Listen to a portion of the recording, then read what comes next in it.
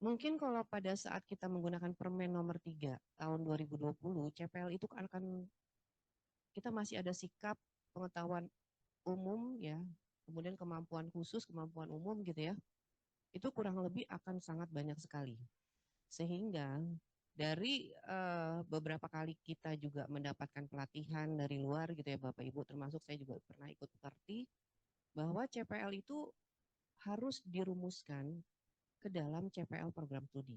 Sehingga yang tadinya mungkin ada 39 dari sikap 9, pengetahuan 9 dan seterusnya, itu kita bisa memperkecil sehingga CPL Prodi itu hanya terdiri dari 10 sampai 12 saja. Gitu ya. Nah, kemudian jika Bapak Ibu punya asosiasi seperti saya ini Teknik Industri kita ada BKSTI, Badan Kejuruan Sarjana Teknik Industri atau Aptikom kalau misalnya Teknik Informatika, itu biasanya sudah dirumuskan CPL-nya sebagai contoh untuk kita. Nanti kita tinggal kembangkan. Tinggal kita sesuaikan dengan bahan kajian. Nah, kemudian tadi Bu Nurmala juga sudah menyampaikan kaitan dengan bahan kajian. Jika Bapak Ibu punya body of knowledge yang dipakai di program studi Bapak Ibu, itu bisa dipakai sebagai dasar untuk bahan kajian Bapak Ibu. Gitu ya. Terus kemudian mungkin ini juga saya pernah dapat pelatihan dari pekerti untuk penentuan CPMK. CPMK itu kan capaian pembelajaran mata kuliah ya Bapak Ibu ya. CPMK itu dari pelatihan yang waktu itu saya dapat ya, waktu itu kita narasumbernya itu dari PNJ, satu mata kuliah itu memiliki satu CPMK. Tetapi dari pelatihan lain atau dari buku penyusunan kurikulum OBI, satu CPMK bisa dititipkan ke beberapa mata kuliah. Sehingga CPMK bisa dibuat lebih umum. Tetapi tentunya sesuai dengan bahan kajian yang akan kita gunakan gitu ya Bapak Ibu ya. Nah, sehingga kalau misalnya satu mata kuliah satu CPMK, kebayang dong Bapak Ibu kalau misalnya ada 60 mata kuliah, CPMK Bapak Ibu akan banyak sekali di satu program studi. Sehingga bagaimana cara mengukurnya kan gitu seperti itu ya. Padahal sebaiknya nanti dari CPMK yang umum itu kita akan turunkan ke sub CPMK. Sub CPMK ini tadi Bu Nurmala sudah menunjukkan, menggambarkan dari yang kami sudah terapkan di Pancasila. Sub CPMK lebih arah ke program studi kita, gitu, atau mata kuliah kita, gitu ya. Jadi kalau misalnya mata kuliah kita bahan kajiannya ini, materinya ini, gitu ya Bapak Ibu ya. Kemudian materi ini ada di sub CPMK berapa, kemudian kita ajarkan pada minggu keberapa, gitu ya. Jadi bisa jadi satu sub CPMK bisa ada 2 kali pertemuan atau 2 minggu pertemuan. Gitu. Jadi misalnya sub CPMK 1 itu Bapak Ibu itu khusus untuk pertemuan 1 dan pertemuan 2. Sebaiknya jangan terlalu banyak juga Bapak Ibu. Kalau misalnya terlalu banyak nanti Bapak Ibu yang pusing pada saat. Misalnya 1 minggu 1 kali pertemuan 1 sub CPMK, nanti Bapak Ibu pusing sendiri. Gitu ya. Atau mungkin ya itu boleh silahkan saja gitu ya. Tapi nanti pada saat Bapak Ibu menilai gitu ya, walaupun misalnya sub CPMK-nya ada 14 misalnya sesuai dengan 14 kali pertemuan Bapak Ibu gitu ya. Kemudian sub CPMK 1, 2, dan 3 ini di bawah CPMK pertama. Kemudian CPMK pertama ini di bawah CPL yang mana gitu ya. Walaupun nanti 3 sub CPMK itu akan menilai si CPMK, kemudian dari beberapa CPMK itu dikumpulkan menjadi penilaian untuk CPL kan gitu ya Bapak Ibu ya. Nah, tetapi kalau misalnya seperti itu nanti dikhawatirkan untuk menilai sub CPMK kan kita pasti ada asesmennya. Apakah dalam bentuk UTS kah atau project based, tadi Bu Nurmala juga sudah sampaikan, atau problem based gitu ya, atau dalam bentuk UAS gitu ya. Kalau misalnya 14 sub CPMK itu harus ada nilainya, nanti Bapak Ibu akan kepusingan pada saat penginputan. Gitu ya. Walaupun kita juga saat ini di Universitas Pancasila sudah berbasis digital menggunakan sistem informasi, tapi kita tetap aja itu di kita itu masih sifatnya upload. Jadi kita dikasih template dasar untuk penilaian, kemudian kita semua mahasiswa, apalagi kalau mahasiswa Bapak Ibu banyak ya, Kita aja kadang-kadang 30 mahasiswa, itu kalau kita isi semua dengan sub CPMK sekian banyak, itu luar biasa pusingnya. Karena ini saya alami sendiri. Saya punya, kebetulan saya kepala laboratorium praktikum statistik dan optimasi. Itu saya memiliki 8 modul yang harus dilaksanakan oleh mahasiswa saya pada saat praktikum. Dari 8 modul itu, ada 3 penilaian. Kehadiran, kemudian ada pretest, sama posttest. Ada 3 penilaian. Sehingga jika saya punya 8 modul, 8 kali 3, 24 penilaian. Itu luar biasa pada saat Recording in begini. progress. Pada saat saya mengisi di dalam sistem, ya, walaupun sistemnya kita upload, kita download Excel-nya dulu, tetapi kan kita tetap harus mengisi, Bapak Ibu. Harus mengisi nilai-nilai tersebut. Untuk ini kejadian di saya. Jadi untuk mahasiswa yang sebanyak 30 atau 35, saya aman, saya cek satu-satu. Tapi begitu masuk kelas RK yang mahasiswanya hanya 5, malah jadi terjadi kesalahan. Gitu ya. Terjadi kesalahannya apa? Yang seharusnya nilainya C menjadi nilainya A. Yang seharusnya nilainya A menjadi C. Itu yang dikhawatirkan jika sub CPMK kita itu terlalu banyak. Ya, sehingga makanya di sini kita menyarankan Bapak Ibu sebaiknya sub CPMK jangan terlalu banyak-banyak. Misalnya sub 1 sub CPMK untuk 2 kali pertemuan. Gitu Bapak Ibu. Ya, sehingga terus kemudian penilaiannya juga misalnya 1 sub CPMK dinilainya misalnya dari tugas aja. Gitu ya. Atau dari UTS atau tugasnya dalam bentuk project base. Gitu ya Bapak Ibu ya. Jadi itu yang mungkin ingin saya sampaikan. Nah, kemudian ini contoh CPL. Ini bisa Bapak Ibu lihat ya di ini pembentukan mata kuliah tadi udah sama Bu Nurmala.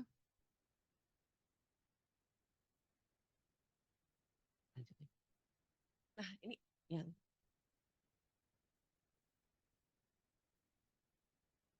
sebenarnya ini yang harus Bapak Ibu buat matriks keterkaitan. CPL dengan bahan kajian, kemudian dengan mata kuliah, kemudian CPMK dengan CPL. Itu harus buat dulu Bapak Ibu. Jangan sampai, kan kita kan sudah menentukan CPL, kita udah punya bahan kajian, tadi Bu Nurmala sudah menyampaikan, kita udah punya CPL, punya bahan kajian, kita sudah tahu nih mata kuliah apa saja, gitu ya. Kemudian dari masing-masing CPL kan kita ingin menurunkan ke CPMK, gitu ya Bapak Ibu ya. Kemudian dari CPMK, tentunya nanti CPMK A, ini kita titipkan ke mata kuliah yang mana. Ini kita juga harus bikin dalam bentuk matriks. Supaya apa? Supaya seluruh CPMK itu sudah melekat ke mata kuliah yang ada di program studi. Kalau Bapak Ibu nggak bikin matriks segini nggak akan ketahuan. Ya, jadi kalau misalnya seperti ini, CPL 1 ini melekat ke bahan kajian. CPL 2 melekat ke bahan kajian 2 dan 4 misalnya. Nah, sehingga kita juga bisa tahu CPL mana atau bahan kajian mana yang tidak memiliki CPL. Sehingga kita bisa langsung revisi. Gitu ya. Jadi atau mungkin kita belum untuk bahan kajian itu kita belum tentukan CPL-nya misalnya seperti itu. Ya, jadi ini wajib Bapak Ibu buat. Gitu ya, jangan sampai kita tidak punya matriks keterkaitan antar CPL dengan BK, kemudian CPL dengan CPMK, CPMK dengan mata kuliah itu harus ada. Jadi sebelum Bapak Ibu bikin RPS dan segala macam, matriks keterkaitannya itu Bapak Ibu harus siapkan. Gitu ya. Mohon maaf Bapak Ibu. Oke. Nah, ini mungkin contoh saja Bapak Ibu ya. Jadi bisa nanti Bapak Ibu, saya tadinya mau memberikan contoh yang dari program studi kami, gitu ya. Bagaimana kita mempunyai CPL, kemudian kita punya CPMK, kemudian keterkaitan dengan menggunakan Excel kita. Jadi kelihatan tuh kita punya 62 mata kuliah, mana yang ke CPMK sekian, mana yang ke CPMK yang ini. Jadi pada saat kita melihat ketercapaian CPL-nya itu kita jadi lebih enak. Khususnya program studi Nadika Prodi atau GJM atau Sekprodi gitu yang ditugaskan untuk mengecek ketercapaian CPL.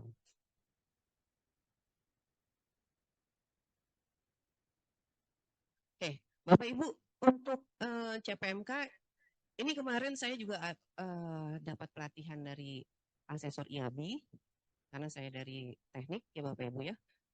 Jadi karena kami memiliki niatnya itu tahun ini atau tahun depan kita sudah mengikuti kalau IABI itu ada PA, pre-accreditation gitu ya Bapak Ibu ya.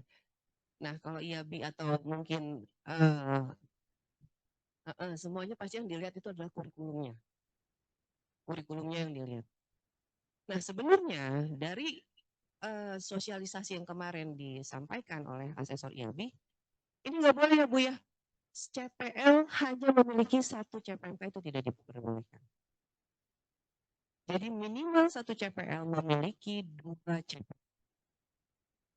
Jadi jangan sampai hanya satu CPMK saja di dalam CPL. Kita juga kemarin dapat koreksi dari asesor kan kita tampilkan.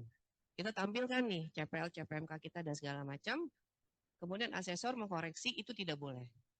Gitu ya, bahwa satu CPL itu minimal memiliki dua CPMK. Ya, ini akhirnya kita coba untuk melakukan revisi kurikulum. Ya, untuk apa namanya? Supaya si satu yang tadinya satu CPL satu CPMK ini menjadi satu CPL dua CPMK minimal. Boleh tiga dan seterusnya. Gitu ya Bapak Ibu ya. Oke, ini contoh juga saya ambil dari buku panduan penyusunan kurikulum OBI yang dikeluarkan oleh LLDikti 3. Jadi silakan Bapak Ibu bisa searching gitu ya di Google, nanti ketemu buku panduan dan itu bisa dijadikan sebagai contoh ya. Sehingga nanti kayak gini Bapak Ibu menunjukkan sikap bertanggung jawab atas pekerjaan di bidang keahlian ya, bla bla bla. Ini ada CPMK-nya adalah menerapkan prinsip karena kaitannya dengan tanggung jawab, pekerjaan ada etika ilmiah dan menyusun anggaran dan seterusnya. Kemudian mungkin yang bisa saya sampaikan di sini juga adalah kaitannya dengan apa namanya, kalau misalnya CPL Bapak Ibu ya, itu tadi Bu Nurmala sudah menyampaikan bahwa di CPMK nanti KKNI-nya harus sesuai dengan level kita. Jangan hanya sampai di memahami, mengidentifikasi. Kalau bisa untuk sarjana itu harus sampai menganalisis. Gitu ya. Itu harus keluar nanti di CPMK. Bahwa tahapannya itu sampai kita menganalisis. Kalau S2 mungkin agak lebih tinggi lagi gitu ya, S3 lebih lagi sampai desain merancang gitu ya. Jadi ini harus keluar di dalam CPMK kita. Gitu ya Bapak Ibu ya. Terus kemudian ya itu yang tadi saya sampaikan bahwa pada saat menyusun CPL CPMK memang sebenarnya tidak hanya dikerjakan oleh Kaprodi atau Sekprodi saja. Kalau perlu satu program studi itu mungkin ya Sekprodi, Kaprodi, koordinator sama GJM misalnya menyiapkan dulu nih istilahnya raw materialnya dulu ya Bapak Ibu ya. Disiapkan kemudian ajak dosen-dosen yang nantinya akan menggunakan ini untuk berdiskusi apakah sesuai atau tidak bahwa mata kuliah ini masuknya ke CPMK yang ini. Kalau misalnya Bapak Ibu di prodinya sudah ada asosiasi tadi, itu akan lebih mudah. Kita akan lebih tahu. Oh, kalau misalnya ini masuknya ke CPL-nya yang ini. Karena dia udah menyiapkan nih CPL-nya. Hanya tinggal kita sesuaikan saja. Khususnya kalau misalnya Aptikom Bapak Ibu, itu lebih enak lagi. Kalau saya lihat buku kurikulumnya dari Aptikom, itu luar biasa. Itu dimanjakan sekali prodi di bawah Aptikom. Jadi agak lebih mudah. Ya, sehingga ya agak sulit ya mungkin yang belum punya asosiasi. Harus benar-benar, tadi Bu Nurmala menyampaikan, dari eksternal, karena kan kaitannya dengan pengguna lulusan gitu ya, itu benar-benar harus diperiksa atau kita evaluasi dulu. Ya, oke.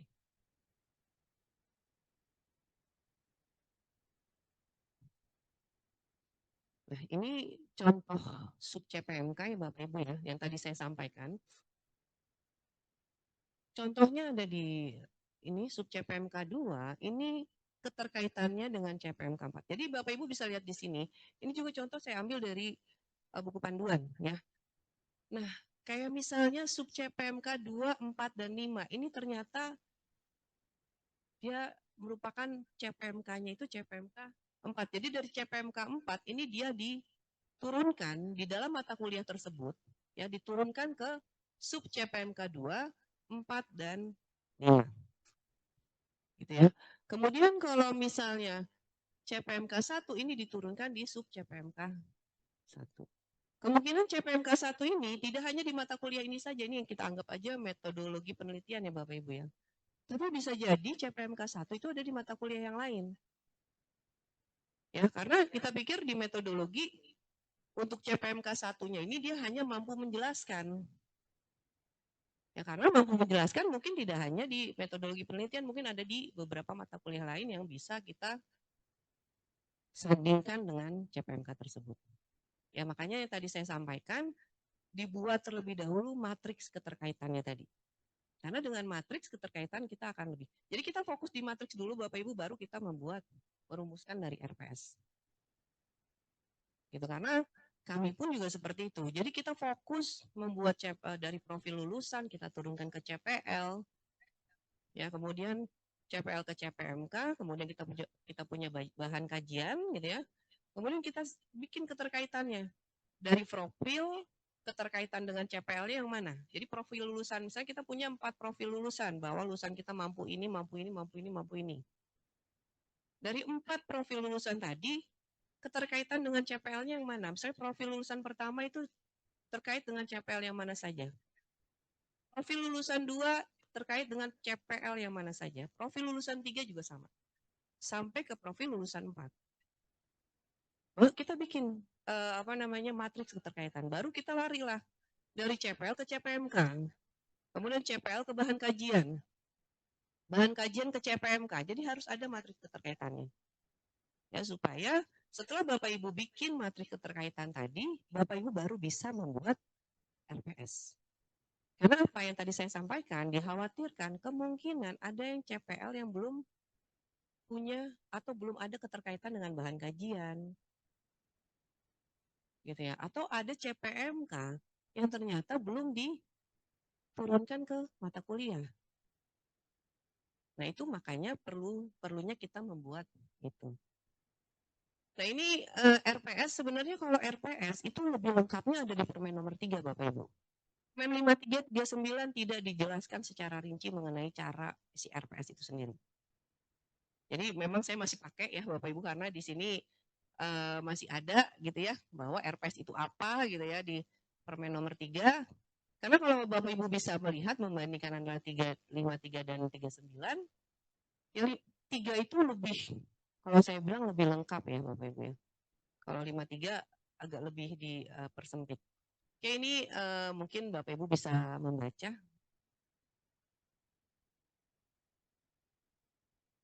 Nah, ini contoh RPS, ini yang Brawijaya punya. Bapak Ibu juga kalau misalnya di buku kurikulum juga ada contoh RPS yang disiapkan oleh LLDikti 3 gitu ya. Sementara ini sejauh saya tahu kurikulum yang disiapkan atau yang menjadi panduan itu masih belum berubah. Ya. Ini contoh Brawijaya Bapak Ibu, bahwa harus ada ini waktu itu di Permen nomor 3 itu di state bahwa RPS itu harus memiliki ini, dan 53 dan 39 tidak di state kembali. Ya, tapi kita minimal apa yang sudah baik kita ambil saja gitu ya Bapak Ibu. Ini contoh yang RPS dari Pancasila. Jadi kalau di Pancasila kita membuat ini dulu, tetapi kita masukkan ke dalam dokumen mata kuliah. Tadi Bu Nurmala sudah menyampaikan, dokumen mata kuliah ada apa saja. Jadi kita ada RPS, kemudian kita ada rencana asesmennya seperti apa gitu ya. Kemudian kita ada contoh soalnya nanti seperti apa, rubriknya nanti seperti apa, kita harus lengkap. Jadi dokumen mata kuliah bisa sangat banyak sekali isinya. Ya, ini hanya contoh RPS saja, tetapi RPS ini tidak menjamin bahwa itu adalah, dia hanya bagian dari dokumen mata kuliah. Sampai di dokumen mata kuliah nanti ada kontrak pembelajaran Bapak Ibu. Kontrak antara kita dosen dengan mahasiswa sebagai perwakilan. Bahwa di dalam kontrak pembelajaran itu nanti ada penilaian. Penilaian itu sistemnya seperti ini loh, supaya mahasiswa tahu nih bahwa kita penilaian seperti ini. Jadi kita sifatnya transparan Bapak Ibu. Dan biasanya kami sampaikan di awal perkuliahan bahwa RPS kita seperti ini kontraknya yang nanti penilaian kita ini, dan ini. Jadi kita sampaikan, ya kalau bagus-bagus, kalau di Lamtek itu dicek kontrak perkuliahannya juga seperti apa. Saya rasa semua lama itu pasti mengecek, memeriksa. Lamemba juga, karena saya pernah ikut waktu apa FEB Bu ya, di akreditasi saya pernah ikut Lamemba sama Bu Nurmala. Sama, jadi semua program studi itu pasti diperiksa. Sampai kalau Bapak Ibu itu portofolionya, tugas yang kita kasih model tugasnya seperti apa, kemudian anak-anak ngumpulin tugasnya bagaimana, itu wajib dikemas menjadi satu dokumen. Itu memang pekerjaan panjang. Panjang dan memang melelahkan kalau saya bilang. Makanya memang butuh sistem sebenarnya untuk mempermudah kerja kita sebagai dosen. Karena kalau saya pikir sekarang dosen makin kesini kok makin administrasi gitu. Ya. Jadi buat saya pribadi sudah tidak menarik lagi sebenarnya. Jadi saya pribadi kok pun kalau mengerjakan pekerjaan dosen juga kayak nggak menarik gitu kalau menurut saya. Karena apa-apa administrasi. Belum, dan saya pasti Bapak Ibu juga merasakan, belum kalau misalnya kita ada hibah. Kita mau mengejar hibah apa? Walaupun di program studi kita banyak orangnya, pasti yang ditunjuk dia lagi gitu. Benar nggak Bapak Ibu? Ya kan pasti L4 gitu, lu lagi gitu. Mau akreditasi, yang ditunjuk ABCD. Hibah ini ABCD. Padahal orangnya mungkin banyak, ada 15, ada 20 gitu ya. Tapi yang ngerjain ya tetap aja, kalau nggak 6 orang gitu ya. Ya jadi makanya itu yang saya bilang, saya sampaikan tadi, pekerjaan dosen menjadi tidak menarik lagi buat saya akhirnya gitu ya Bapak Ibu. Karena di pikiran saya dosen itu sebenarnya tridharma gitu ya. Pendidikan, penelitian sampai KM. Tapi yang administrasi inilah yang akhirnya membuat kita menjadi, aduh kok capek sekali gitu ya jadi dosen. Antara pekerjaan dengan yang kita dapatkan kok jadi tidak sesuai gitu ya Bapak Ibu. Ini jadi curhat ya Bapak Ibu ya. Oke, ini adalah bentuk metode dan penugasan pembelajaran. Di dalam Permen nomor 39 itu tidak di state seperti ini Bu. Tapi untuk beban ini ada di Permen 39. Tetapi kalau misalnya dulu ada tadi Bu Nurmala sampaikan ada project based, problem based segala macam, itu adanya di Permen 3. Tapi kalau beban belajar mandiri, terstruktur gitu ya. Kemudian itu ada di Permen 39 juga ada. Gitu ya. Nah, ini ada beberapa contoh penugasan nanti yang bisa Bapak Ibu ikuti, dan ini sekali lagi ini saya juga mengambil dari buku kurikulum. Jadi buku kurikulum itu sebenarnya lengkap Bapak Ibu, tinggal kita mau atau tidak gitu ya pada saat menyusun kurikulum gitu ya. Oke, di sini sampai ada ke praktikum, ini juga di step juga ada di Permen 39, nanti Bapak Ibu bisa dilihat. Nah, untuk kita kan setelah tadi Bu Nurmala juga sudah menyampaikan nanti ada hanya asesmen atau penilaian pembelajaran. Ini di Permen udah ada Bapak Ibu, Permen 39 ya. Penilaian pembelajaran itu masuk di pasal 26 sampai pasal 30. Ya, jadi di sini ada di mana prinsipnya ini harus tadi valid, reliable, transparan. Transparan salah satu contohnya itu dengan kita menyediakan kontrak perkuliahan tadi. Itu juga valid. Gitu ya. Dengan adanya kontrak perkuliahan dan satu lagi berkeadilan. Ya itu juga kontrak perkuliahan lah yang bisa kita gunakan sebagai bukti bahwa penilaian kita ini sifatnya adalah seperti itu. Gitu ya. Nah, kemudian jenis penilaian ini juga ada di Permen nomor 39 pasal 27 ayat 1. Ada formatif sumatif, ya Bapak Ibu tentu sudah paham. Nah, ini sumatif ada dalam bentuk ujian tertulis, ujian lisan, penilaian proyek, tugas dan sebagainya, ini semua di Permen diatur. Jadi Permen nomor 39 sudah mengatur ini sehingga kita bisa mengikuti, gitu ya Bapak Ibu. Nah, ini ada beberapa teknik dan instrumen penilaian. Ya, ini masih karena masih Permen nomor 3 ya Bapak Ibu ya. Masih ada sikap, keterampilan umum, khusus dan pengetahuan. Nah, ini kembali lagi, misalnya Bapak Ibu yang tadi saya sampaikan belum punya apa namanya profesi apa ininya ya asosiasi profesi, terus Bapak Ibu bingung nih, kita cara membuat CPL-nya gimana? Kita punya base CPL sikap pengetahuan dan sebagainya dan mungkin dari luar juga ada, kita eksternal ya kan, eksternal, internal gitu ya sebagai masukan. Atau bisa juga, misalnya sikap pada 9, kemudian Bapak Ibu menggabungkan ke 9 sikap itu menjadi 2 sikap. Tetapi kembali lagi disesuaikan juga dengan internal dan masukan dari internal dan eksternal. Makanya pada saat kami pun awalnya, karena kan tadi Bu Nurmala sampaikan bahwa sebenarnya di kami dari 2023 dan TI kita sudah membuat di 2023 juga. Waktu masih seperti ini Bapak Ibu, sikap, keterampilan khusus dan pengetahuan. Jadi kami dapat masukan dari narasumber pada saat itu adalah ya udah 9 sikap yang banyak itu kompres saja menjadi 2. Disesuaikan. Gitu ya dengan bahan kajian, dengan mungkin kita punya visi nilai-nilai luhur Pancasila gitu ya. Dan sebagainya. Kemudian pengetahuan juga sama. Kan ada 9 juga kita kompres. Kita bisa rangkai menjadi cukup 3 saja misalnya. 3 CPL yang kaitannya dengan pengetahuan. Gitu ya. Nah, itu juga sama keterampilan khusus. Kalau keterampilan khusus kan yang hubungannya dengan prodi Bapak Ibu gitu ya, inti dari pembelajaran Bapak Ibu. Jadi jangan sampai keterampilan khusus ini Bapak Ibu hanya sampai memahami aja karena S1 harusnya sampai menganalisis. Gitu ya. Oke. Nah, ini juga bisa dilihat di buku panduan. Oke, kemudian untuk asesmen kita mengenal istilah rubrik penilaian Bapak Ibu. Ya, nah rubrik penilaian yang bisa Bapak Ibu gunakan ada 3 jenisnya, ada analitik, holistik, sama satu lagi adalah skala persepsi. Ya, di sini kalau untuk skala persepsi ya kita bisa menggunakan Likert. Analitik itu biasanya kita jabarkan variabel-variabel penilaiannya. Kalau holistik secara keseluruhan kita menilai. Ya. Nah, kalau untuk analitik sama holistik Bapak bisa melihat nanti ada contohnya. Jadi kalau analitik tadi saya sampaikan kriterianya kita pisah. Ya. Kemudian kalau holistik seluruh karya. Jadi misalnya dalam satu penilaian itu ada banyak yang kita nilai. Kalau holistik seluruh kita nilai. Misalnya ketepatan waktu pengumpulan, kemudian penulisan itu dalam satu rangkaian narasi.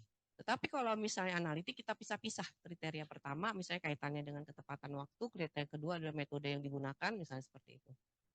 Ya, ini adalah contoh dari rubrik yang mungkin Bapak Ibu bisa pakai. Ya, Bu. Oke, ini adalah contoh untuk rubrik analitik ya pada penilaian presentasi mahasiswa. Karena rubrik ini wajib menjadi bagian di dalam dokumen mata kuliah Bapak Ibu, jadi harus disiapkan untuk menilai. Nah, ini kalau analitik kita aspek yang mau dinilai apa? Dari organisasinya bagaimana, isinya bagaimana. Dan contoh ini juga saya sampaikan ini ada di buku kurikulum. Walaupun saya juga ada membuat contoh, tapi ini adalah yang saya ambil dari buku kurikulum. Oke, Bu. Nah, ini adalah contoh mata kuliah saya. Kebetulan saya mengajar penelitian operasional 1. Nah, di sini saya bagi menjadi 4 kriteria penilaian untuk mata kuliah tersebut. Pertama, ini kaitannya dengan tugas ya Bapak Ibu ya. Jadi kalau tugas ini, waktu pengumpulan tugas ini saya masukkan sebagai kriteria penilaian karena keterkaitannya dengan kedisiplinan mereka. Gitu ya. Jadi di sini kalau misalnya saya nilai 4, tugas dikumpulkan sesuai waktu yang telah disepakati gitu ya. Ada nilai 3, 2, dan 1. Nah kemudian di sini karena saya penelitian operasional 1 itu kita membahas terkait dengan model matematik gitu ya Bapak Ibu. Nah, ini secara model matematik mereka paham apa enggak, sejauh mana kepahaman mereka. Gitu ya. Jadi ini yang apa namanya harus disiapkan oleh kita. Kemudian terkait karena kan di dalam model tidak hanya ada model tetapi ada batasan yang harus dia tuliskan gitu ya. Batasannya benar nggak sih constraint yang dia buat sudah sesuai belum dengan permasalahan yang ada gitu ya. Misalnya secara model lengkap nih, tetapi ternyata batasannya ada yang salah, gitu ya. Kemudian hasil perhitungan juga, kalau misalnya hasil perhitungannya tepat, maka dia akan mendapatkan nilai 4. Nah, ini di sini saya jabarkan. Penilaian untuk mata kuliah penelitian operasional 1, khususnya untuk tugas, itu mengikuti, sehingga kita bisa tahu Bapak Ibu, kalau misal hasil perhitungan, kalau dia nilainya hanya satu semua, maka dia nilainya 4. Maka kalau nilainya 4, dia otomatis akan mendapatkan nilai E. Gitu. Ya. Kalau misalnya di sini 4, kemudian yang lainnya misalnya ini 3, kemudian di sini 2, maka kita lihat di sini kategori nilai. Dan itu bisa Bapak Ibu sesuaikan dengan penilaian di Nindra. Kalau kami ada A min, B plus, B min, C plus. C, D, dan E. Sehingga kita sesuaikan aja. Ya, kalau misalnya A, maka dia nilainya sekian. Atau misalnya Bapak Ibu menyesuaikan kalau A kan 80. Misalnya jadi ini dibikinnya nggak 1, 2, 3, 4, tapi ada range-nya. 80 sampai 100. Gitu ya. Itu terserah Bapak Ibu. Jadi itu dipersilahkan ya mengikuti. Yang penting Bapak Ibu tahu apa yang harus dibuat. Kalau untuk holistik dia jadi seperti ini Bapak Ibu. Jadi rancangan yang disajikan tidak teratur dan tidak menyelesaikan permasalahan. Jadi langsung dia nggak menjabarkan lagi bahwa rancangannya harus A, kriteria untuk menilai rancangannya itu ada A, B, C, D. Tapi dia secara keseluruhan aja bahwa rancangan tidak teratur dan tidak menyelesaikan permasalahan, nilainya ini. Gitu ya. Jadi holistik itu keseluruhan. Jadi kita rangkai dalam satu penilaian gitu ya.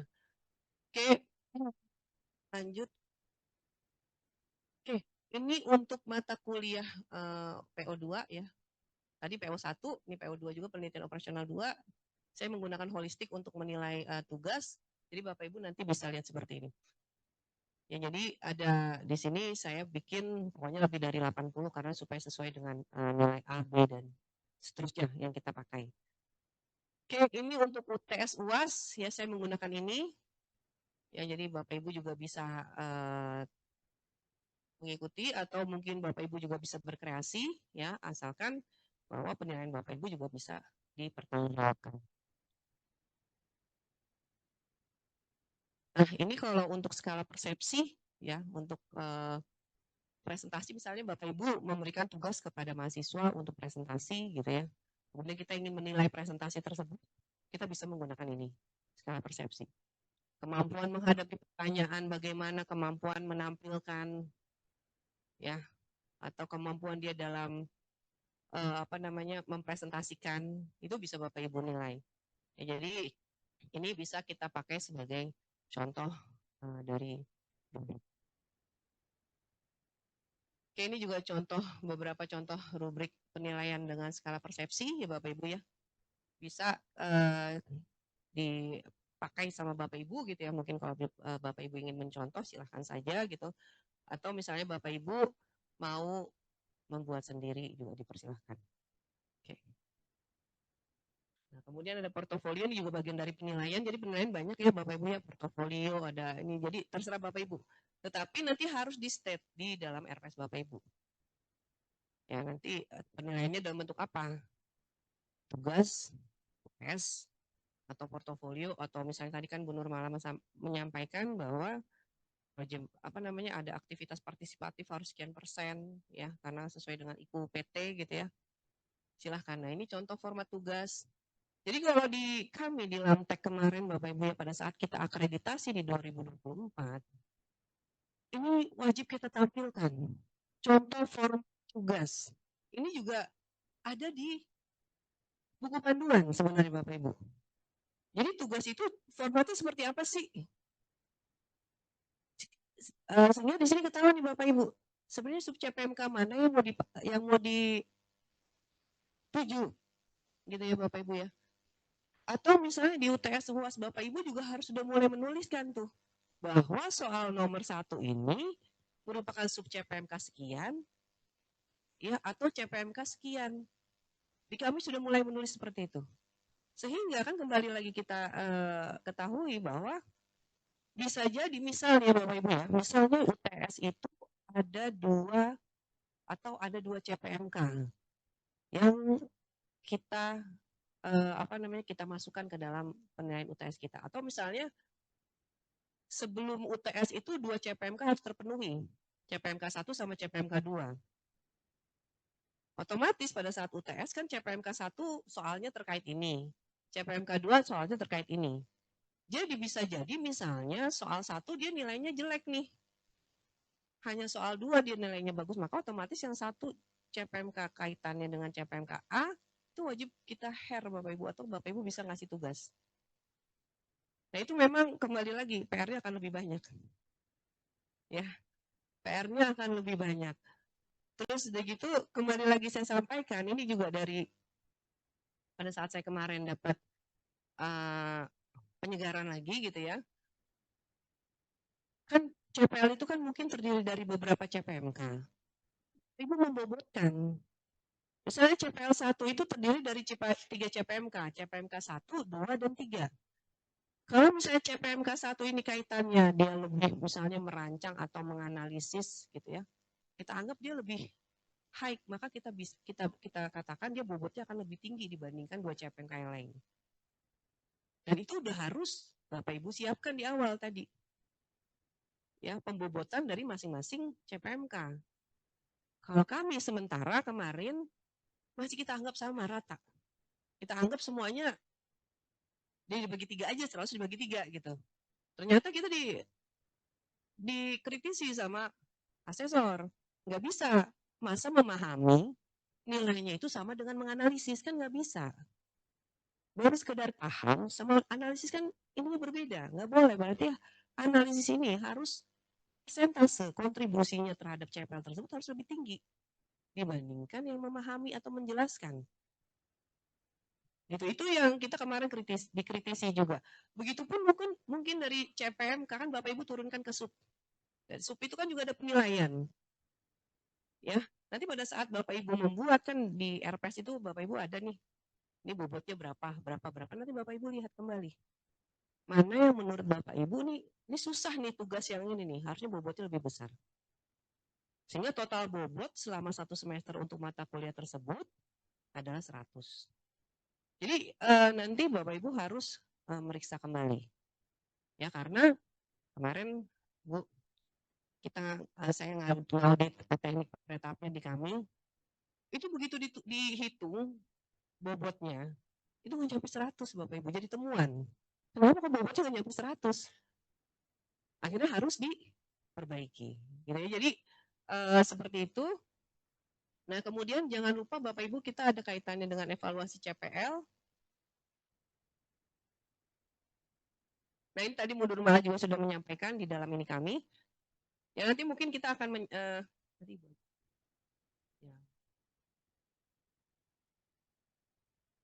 Ya jadi kita juga diwajibkan ya dari masing-masing program studi untuk mengevaluasi CPL-nya. Walaupun sebenarnya CPL itu kan satu siklus ya Bapak Ibu ya. Bahkan maka kalau di IAB itu kalau kita mau sertifikasi internasional IAB, kita nggak bisa sertifikasi internasional jika kurikulum OBI ini belum berjalan satu siklus. Dalam hal ini belum ada lulusan. Kalau belum ada lulusan tapi kita udah punya kurikulum dan sudah diterapkan, kita hanya boleh di PA. Jadi pre-assess. Memang biayanya lebih murah.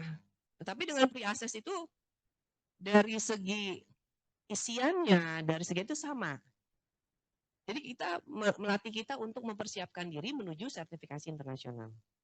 Jadi seperti itu. Ini adalah evaluasi CPL yang mungkin harus dilakukan supaya tahu nih Ya tadi Bu Nurmala juga sudah menyampaikan ya CPL mana yang akhirnya nanti harus ditingkatkan gitu ya, atau ini kan terkait dengan misalnya CPL yang dititipkan ke mata kuliah, misalnya mata kuliah mana yang CPL-nya ternyata jelek nih.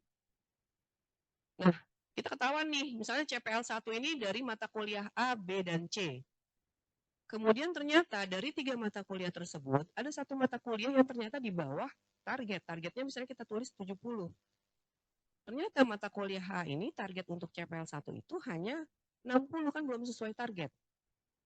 Ya kan, penyebabnya apa? Nanti kita trace lagi, Bu. Bapak Ibu, kita cek lagi. CPMK-nya mana nih yang paling jelek? Kita cek, oh ternyata CPMK-nya CPMK 1. Kita trace lagi ke bawah, CPMK 1 terkait dengan sub CPMK yang mana. Itu yang akan nanti kita perbaiki.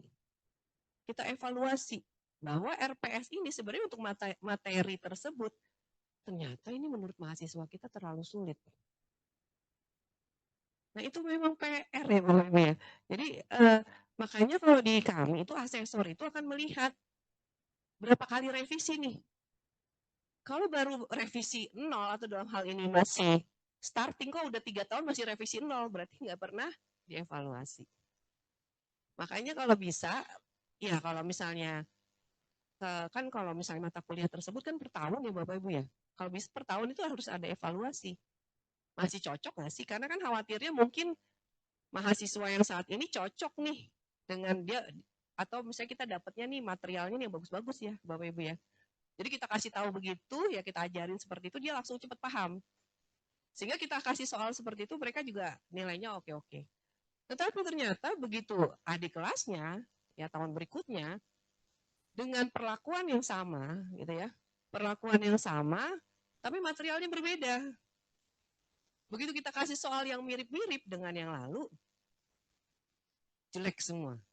Berarti kan kita harus mengevaluasi apa masalahnya kan gitu ya. Sebenarnya kalau masalahnya bukan masalah di RPS, tetapi lebih ke material kan. Tapi kan kita kalau kita di PTS kita nggak bisa merequest Bapak Ibu bahwa material kita harus seperti ini, kan nggak bisa. Kecuali kita PTN. Kalau PTN kan pasti ada ujian ya, sehingga yang masuk ya otomatis anak-anak yang sudah teruji, sudah pinter. Jadi dosen, makanya saya sampaikan, saya kalau sama teman-teman kita tuh suka ngobrol. Capek loh jadi dosen PTS gitu. Ya kan? Karena ya kita menerima siapa aja yang masuk kan gitu ya Bapak Ibu ya. Jadi contohnya kayak di saya deh, kayak di kami teknik. Ya kan harapan kita kan hanya anak IPA aja yang masuk ya Bapak Ibu ya. Ternyata anak IPS juga masuk.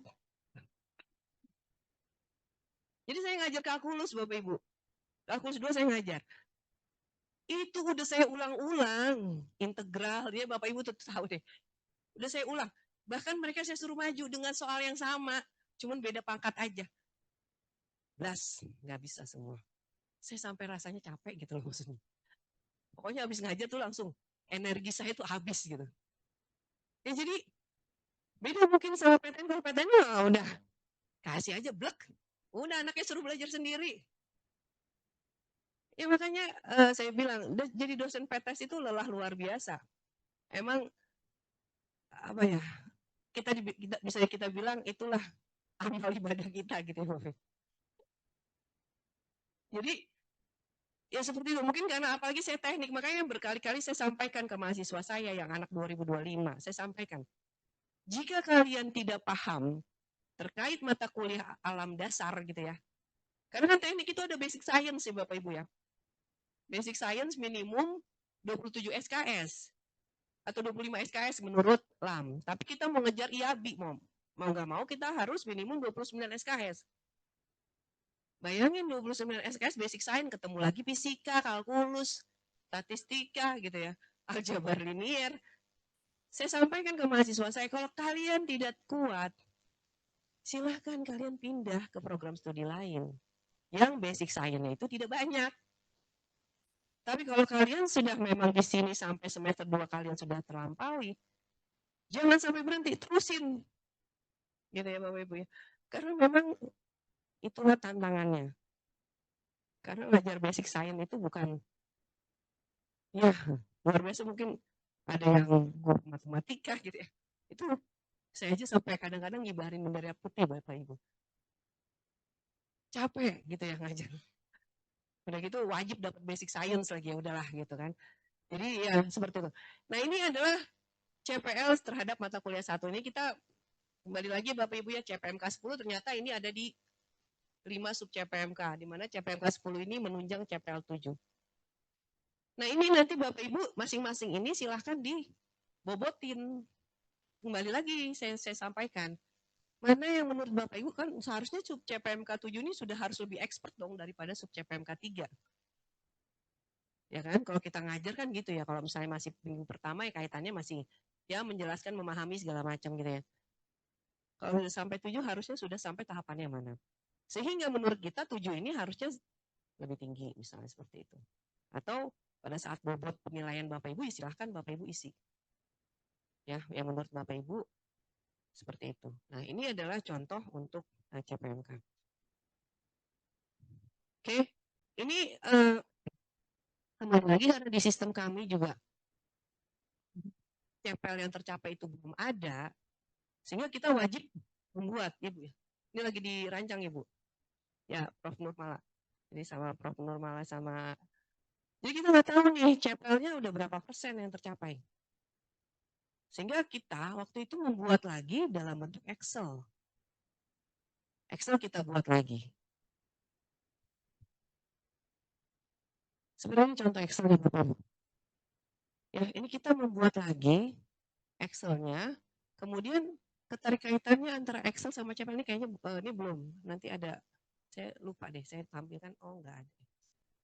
Jadi di kami, saya ada sih contohnya nanti mungkin bisa saya share ke Pandang ya. Jadi nanti tahu nih bahwa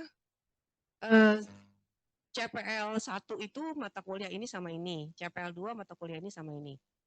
Gitu ya. Sehingga kita tahu bahwa kalau untuk CPL 1 sudah tercapai atau belum. Secara keseluruhan, secara program studi ya. Bukan secara per CPL atau per mata kuliah. Maksudnya kita melihat secara program studi, secara keseluruhan, untuk CPL 1 itu sudah tercapai atau belum. Atau kita bisa melihat secara angkatan. 2024 itu harusnya sudah mencapai CPL berapa aja. Ya, sehingga kita bisa evaluasi pemenuhan CPL-nya itu seperti apa. Nah, itu yang memang kita lagi mengembangkan juga supaya nanti angkatan 2024 CPL-nya kan yang sudah harusnya mereka sudah melampaui 4 semester gitu ya.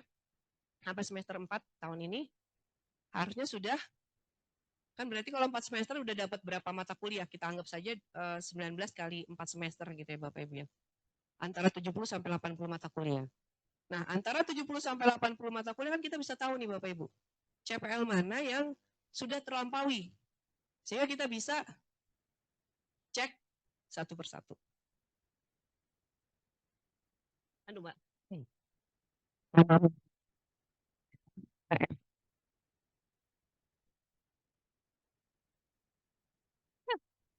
Efek stres kayaknya. Ya, jadi seperti itu. Ini memang tantangannya Bapak Ibu ya. Dan saya sendiri juga, makanya saya sampaikan waktu pandang Pak Saifuddin gitu ya. Saya bilang ya kita juga sebenarnya di Universitas Pancasila juga belum sempurna banget Bapak Ibu. Jadi banyak yang harus kita perbaiki. Tetapi minimal kita sudah menerapkan. Ya, dan itu sudah kita sampaikan dan sudah diakui oleh asesor pada saat itu gitu ya. Luar biasa itu Bapak Ibu kita perjuangannya ya supaya asesor bisa mengakui, kemudian kita kasih contoh bukti-bukti gitu ya. Kan yang penting buktinya Bapak Ibu. Sehingga asesor mengatakan bahwa kita sudah menerapkan kurikulum OBI gitu. Nah, ini memang perjuangan ini tidak bisa hanya, tadi mungkin Bu Nurmala sudah menyampaikan, tidak hanya Kaprodi Sekprodi gitu ya, tapi seluruh dosen. Ya kalau misalnya ada koordinatornya lah. Koordinator itu sifatnya ya nanti mengecek kembali. Makanya di kami itu Bapak Ibu, RPS itu yang bikin adalah per dosennya. Kalau semuanya koordinator, ya Bapak Ibu jadi koordinator gitu ya. Saya pun juga koordinator gitu ya Bapak Ibu ya.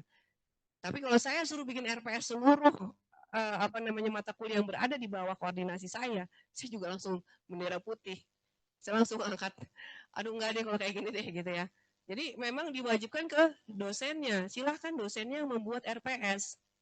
Koordinator hanya monitoring, melihat kesesuaiannya. Kalau semuanya kerjaan koordinator, angkat tangan ya koordinator. Gitu ya. Ini pun uh, saya rasakan sendiri karena saya juga koordinator ya Bapak Ibu ya.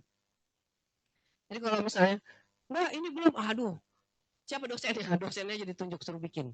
Paling kita nanti, makanya kembali lagi, ya sekarang itulah tantangan jadi dosen. Ya udah Bapak Ibu kalau udah terjun di sini, udah tercebur jadi dosen gitu ya, silahkan dikerjakan gitu ya. Jadi jangan sampai ya itulah tugas kita makin banyak ya Bapak Ibu ya, mudah-mudahan jadi amal ibadah kita. Mungkin saja yang bisa saya sampaikan. Terima kasih banyak. Mungkin Bu Nurmala ada yang mau disampaikan lagi?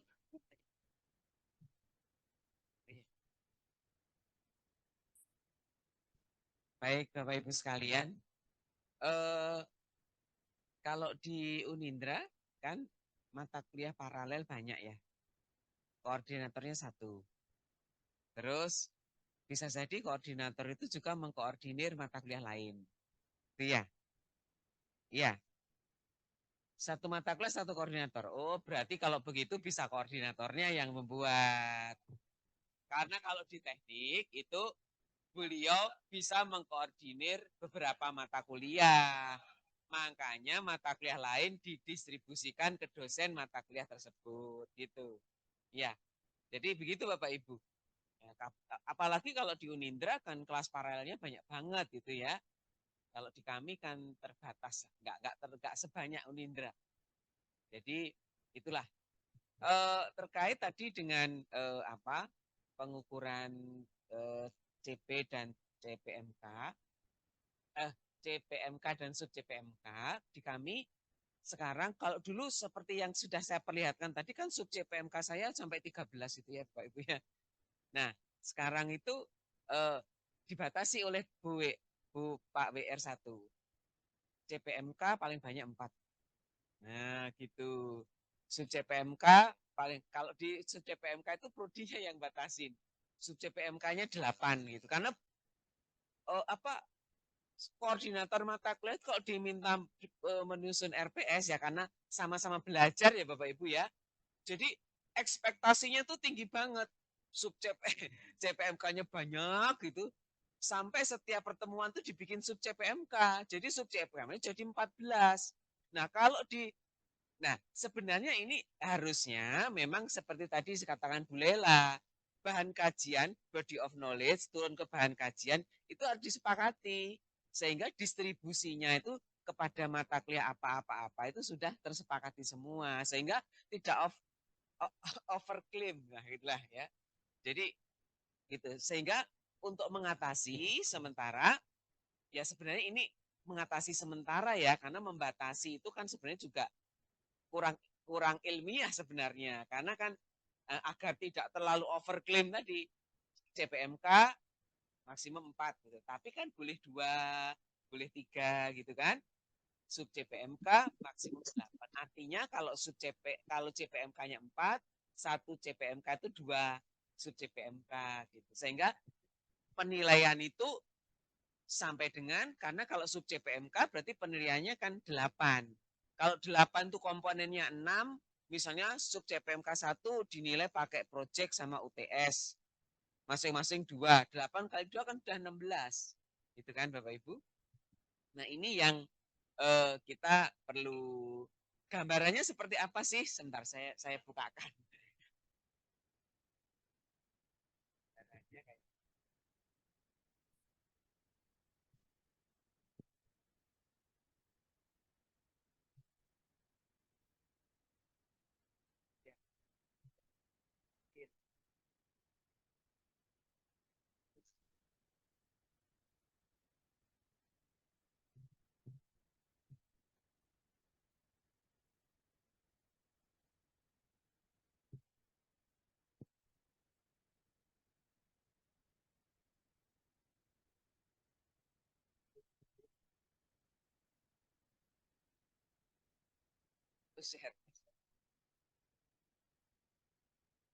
contoh yang overclaim ya Bapak Ibu, karena awal-awal implementasi RPS. Ini contoh yang overclaim karena awal-awal implementasi RPS ini. Jadi tidak hanya kosmetik aja yang overclaim ini. Jadi ini RPS pun bisa overclaim. Jadi misalnya ini sub CPMK-nya ada 13 Bapak Ibu. Nah, dari sub CMK 13, sub CPMK 1 itu komponen penilaiannya tugas, sub CMK 2 tugas juga. CPMK 3 presentasi sama 4. 5, 6, 7 dipakai UTS. 8, 9, 10, 11, 12 ini dipakai UAS. Kemudian ada project di akhir. Komposisinya dibuat seperti ini bobotnya. Nah, maka kertas kerja ini itu by system kalau di kami. Jadi kita nggak bikin kertas kerja. Kalau Bu Lela tadi kan mencontohkan bikin Excel, kertas ini by system udah tinggal download. Kita sudah setting di master, komponen penilaian masing-masing mata kuliah apa, terus persentasenya berapa, sub CPMK-nya berapa, itu sudah di setting. Nah, nanti kemudian dosen tinggal unduh aja kertas kerja ini. Ini sebenarnya kan portofolio penilaian ini. Jadi kalau tadi teman-teman misalnya kalau manual berarti kan 12 kali 13 bikinnya kertas kerjanya, ya kan? Nah, dengan seperti ini cukup selembar aja gitu. Nah, selembar ini aja ketika misalnya sub CPMK 1 selesai petugas Bapak Ibu mengisi kolom 1. Nah, setelah selesai ini nanti akan di-upload di sistem. Maka generate langsung muncul seperti tadi contoh yang di Neosystem. Nah, generate-nya akan menjadi seperti ini. Nilainya sudah langsung masuk ke sini. Jadi ini nggak ngentri ya Bapak Ibu ya. Ini nggak ngentri. Ngentrinya itu adalah di kertas kerja. Yang diunduh lalu di-update. Nah, sebenarnya kalau ini kan masalah teknis sistem. Tapi teknis di Bapak Ibu pengajar, penyusun RPS kan mengalokasikan tadi prodi tugasnya mengalokasikan CP. Ada daftar alokasi CP yang tadi tabelnya Bu Lela. Terus nanti berarti mata kuliah akan terbebani CP itu lalu menetapkan CPMK, ya kan? CPMK di breakdown menjadi sub CPMK. Sub CPMK inilah yang dapat penilaiannya menggunakan apa? Komponennya bisa milih 1 di antara 6, 2 di antara 6, 3 di antara 6. Kalau mau mudah ya satu CPMK satu-satu aja deh, gitu misalnya gitu ya. Nah, monggo aja, itu kan yang dosen yang mengetahui bagaimana CP ini bisa dicapai dengan CPMK yang sudah ditetapkan. Nah, begitu. Sehingga di dalam ujian tengah semester, kalau misalnya UTS itu mencakup tadi ada 84 CP, nah UTS harus menulis soal 1 CP nomor berapa, soal 2 harus ada tulisan CPM sub CPMK berapa, gitu. Itu wajib di kami. Jadi kalau bikin soal harus ada, karena itu dokumen akreditasi Bapak Ibu, untuk memperlihatkan bahwa kalian OBE itu buktinya apa. Ini loh soalnya, salah satunya ini ya, soalnya sudah mencantumkan menguji sub CPMK berapa, itu. Nah,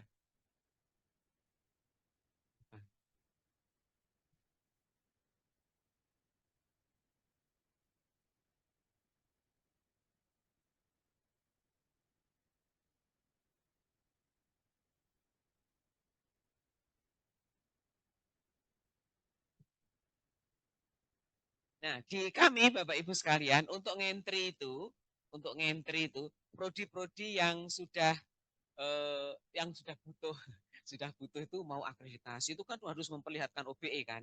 Nah, itu rajin semua itu dosen-dosen itu. Nah, mereka ngentri sendiri. Tapi kalau prodi-prodi yang aku akreditasi masih lama gitu ya. Nah, itu tuh wah, kita mendorongnya itu luar biasa Bapak Ibu. Jadi kita datengin, kita dudukin, ya kayak gini didudukin, diisi sekarang gitu. Nah, itu sekarang kemudian dikasih manual book seperti ini. Jadi kalau yang sudah butuh, mereka akan melihat manual book.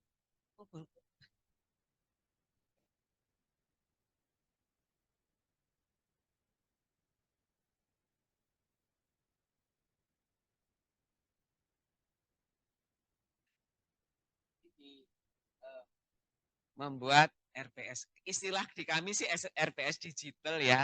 Sebenarnya pengukuran CP berbasis IT harusnya begitu ya. Jadi ini ada manualnya, ngapain aja boleh. Jadi ini ada manualnya seperti ini Bapak Ibu, yang diisi apa dulu. Ya ini nanti akan apa? Ya ini masalah teknis lah. Bagi tadi yang belum, agar ini dapat dilakukan, mungkin ini bisa praktik baik juga. Kita men-training admin prodi. Admin prodi itu kita kumpulin, kita training. Kalau ngentri RPS caranya gini, gitu. Karena kan satu prodi kan mata kuliahnya banyak. 50, 50, 52 kan gitu ya rata-rata ya kalau S1 ya. Nah, itu yang mengentri di awal.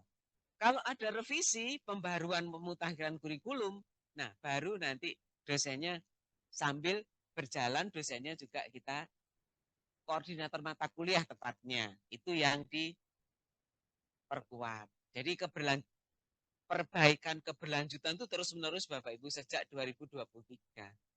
2024 itu masih ORPS OBE. OBE itu dalam arti komponen penilaian itu sudah mencakup 6 tadi. Itu 2024. Itu pun belum 100%. Nah, baru kemudian 2025 kemarin berbasis IT-nya harus. Karena kalau tidak, gimana kita bisa mempersiapkan APT, akreditasi perguruan tinggi ini. Padahal yang dilihat adalah dashboard atau website perguruan tinggi. Websitenya website yang mana? Ya, sistem informasi akademik lah, kan gitu ya. Dilihatnya gimana? Nah, itulah kemudian kita jadi mengisinya tadi ada mengisi seperti saya sampaikan, kok bisa langsung muncul apa? Jadi kertas kerja Excel itu akan bermacam-macam bentuknya. Kalau mengisi komponen nilainya 8 ya nanti sub CPMK-nya ada 8. Tergantung ketika entrian di sini tadi. CP yang dititipkan berapa, apa, sub CPMK-nya apa, komponen nilainya apa harus di entry di sini. Ini masternya Bapak Ibu. Master diisi. Nah, nanti ini menjadi dasar ketika dosen mengambil kertas kerja, mengisi penugas apa nilai setiap sub CPMK yang di state yang ditetapkan di RPS seperti ini tadi. Nah, ngisinya di sistem itu. Kalau bisa lebih canggih, ya alhamdulillah di sini misalnya bisa lebih canggih gitu ya. Apa atau tidak sebenarnya tidak harus juga seperti ini karena CP itu tidak harus diisi karena kebutuhan kami seperti di Lamtek ketercapaian CPMK harus kelihatan itu karena kalau di ending kan nggak kelihatan itu per mata kuliahnya. Nah ini Bapak Ibu sekalian. Jadi apalagi kalau sekarang tadi IABI itu lembaga akreditasi internasional untuk teknik ya Bapak Ibu. Jadi mereka tidak mau menerbitkan akreditasi kalau implementasi OBE-nya itu belum satu siklus penuh. Artinya kalau sarjana itu 4 tahun ya harus terimplementasi 4 tahun agar sudah punya lulusan. Kalau lulusannya itu misalnya ada yang 3,5 tahun ya mungkin 3,5 tahun bisa karena sudah ada lulusan kan di semester ke-7 gitu. Jadi sekarang yang dilakukan baru pre-assessment. Tapi tetap diminta seberapa persen sampai dengan semester. Taruhlah implementasinya sudah 5 semester. Sampai dengan 5 semester ini berapa persen. Gitu. Itu juga PR bagi kami. PR bagi kami itu. Gitu. Meskipun di dashboard admin prodi itu sudah kelihatan CP-CP ya. Jaring-jaring CP yang sudah terpenuhi, yang sudah penuh yang mana gitu ya. Cuman memang belum terlihat persennya. Sebenarnya tinggal gampang sih itu. Nanti dari CP itu berapa persen itu kan bisa dihitung secara angka gitu ya. 9 CP tercapai 3 ya 3/9. Yang lainnya masih separuhnya misalnya itu kan kelihatan itu karena skornya kan 1 sampai dengan sekian kan ada.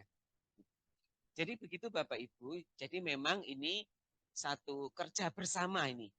Jadi semua harus bareng-bareng bergerak